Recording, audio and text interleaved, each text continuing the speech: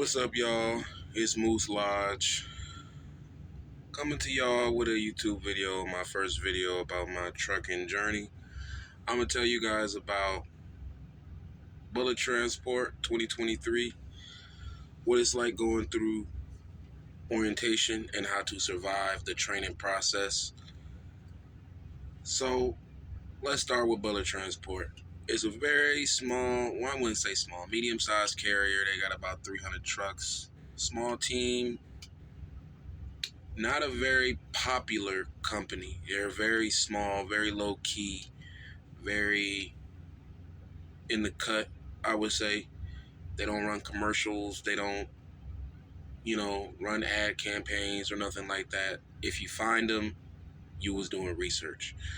And the reason I chose Butler Transport is because they're a little more lenient when it comes to requirements as far as like driving record, criminal background, stuff like that. They're like a second chance trucking company, I would say. Probably the best alternative to Western Express. I would definitely go anywhere other than Western Express, and Butler was one of the only options I had other than May Trucking Company, and I chose Butler because they're smaller. So I figure if they're smaller, they're probably better. So far, I'm not regretting that decision. Um, just to talk a little bit about what orientation was like. The process was pretty standard. Put in an application, somebody calls you, they set up an orientation date, they run your MVR, do your criminal background. Then they fly you to the terminal in Kansas City, Kansas. Not Greyhound, not rental car. They get you a flight. And they get you a flight on either American Airlines or Southwest, which is cool. No Spirit, no Frontier. You get like a middle of the pack airline. It's not Delta, but it's better than Frontier and Spirit, I can tell you that. You get more room space, complimentary snacks, just a higher level of service. I'm pretty sure you took Spirit before, you know. But, yeah, so you get here. The hotel that they put you in is about 10-15 minutes away from the airport. The terminal is about 15 minutes away from the hotel, so traveling isn't that bad. Once you get here, they pay for all of that stuff. They feed you twice. You will be responsible for your own dinner, and you get paid $75 a day for orientation once you get on your trainer's truck. So if anything comes up in orientation, or you fail out, or you quit because you didn't want to share a room with somebody, which actually happened, you don't get paid. So yeah, $150 is not much, but it'll feed you till you get your first check. So I recommend that you save your money up before you come, because if you're not broke before you go into training and orientation, you will be broke after. And I mean that. The training process is just long, and Butler Transport actually has one of the shorter training programs. Stevens Transport is 240 hours. Prime is 4 months. Butler's is only 160 hours. You can deal with it. First day, you meet the team, like the compliance, safety, payroll, planner, all of that. You meet those guys. They give you presentations showing you what they are, who they are, what the department does, and how you can contact them. Then you eat, and they take you to show the wrecked trucks that they have, tell you stories about what not to do, show you videos of what not to do, show you videos of people who did the things that you're not supposed to do and what happened to them to motivate you not to make those same mistakes. And that's basically the end of day one. You go back to the hotel, you go to sleep, you wake up, they get you an Uber at 6:45. Both days you get up at 6:45 to take an Uber to come to the terminal. On day two, you come, you meet the rest of the team again, but they talk to you a little bit more in depth about what they expect from you. First day is more like what you should expect from them. The second day is more about what they expect from you. And they give you your logins. They give you your um, your payroll information. They give you your paperwork to sign, your tax paperwork, stuff like that. You fill all that stuff out. They put you in the system officially. Uh, Safe to say that once you make it to day 2, you're basically hired. At the end of that, they feed you again. They give you some good old Kansas City barbecue. It's delicious. I ain't gonna lie. When they told me that Kansas City was known for barbecue, I was just like, all right. But no, really, that is fire. So, yeah, there's that. And then after that, you go to the dispatch office and they assign you your trainer. So, when you get assigned your trainer, a couple things can happen. You can end up leaving with your trainer right away. He could be literally outside waiting on you. You could leave with your trainer the next day. He could be on the way to you, or you might have to fly to where they are.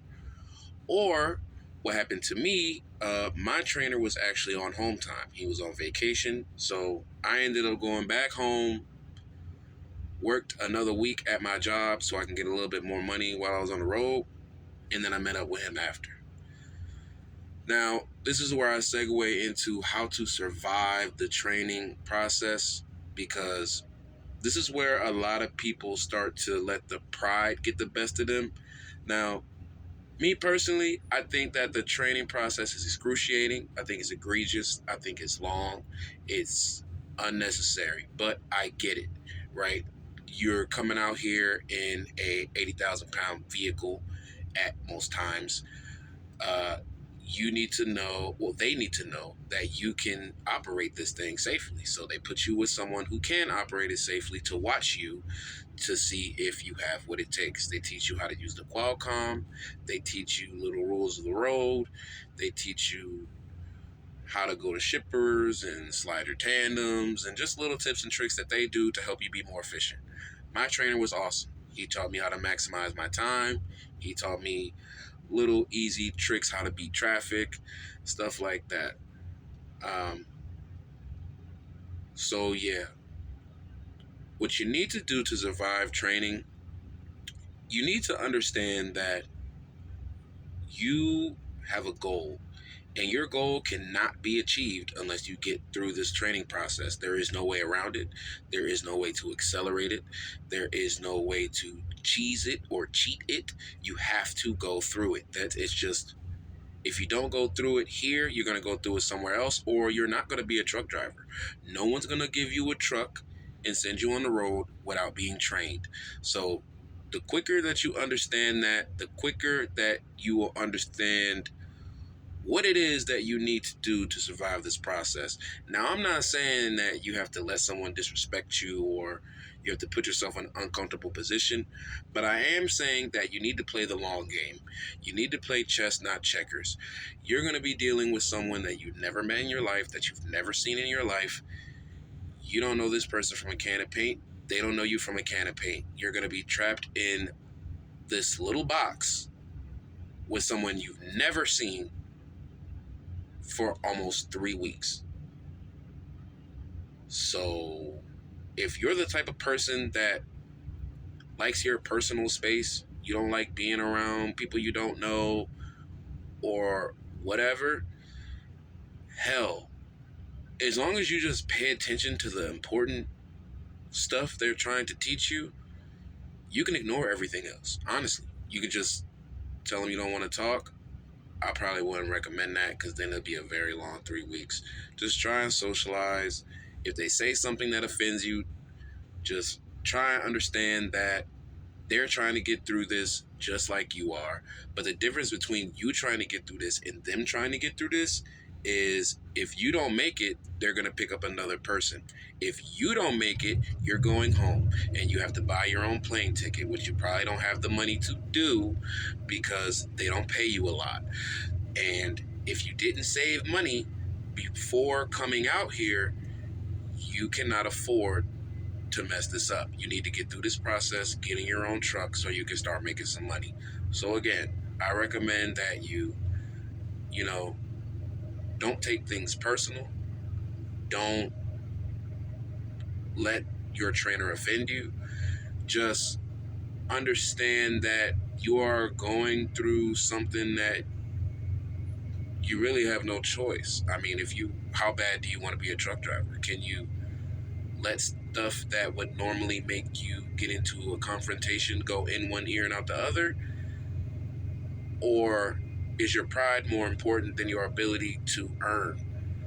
That's a decision for you to decide. You can call me whatever you want. I got my own truck. I'm out here. I'm getting experience. I don't have to go through the training process anymore. I did it. I made it. If you make it through the training process, you'll never have to go through it again too.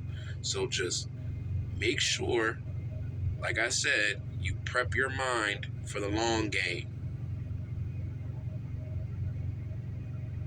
That's what you have to do.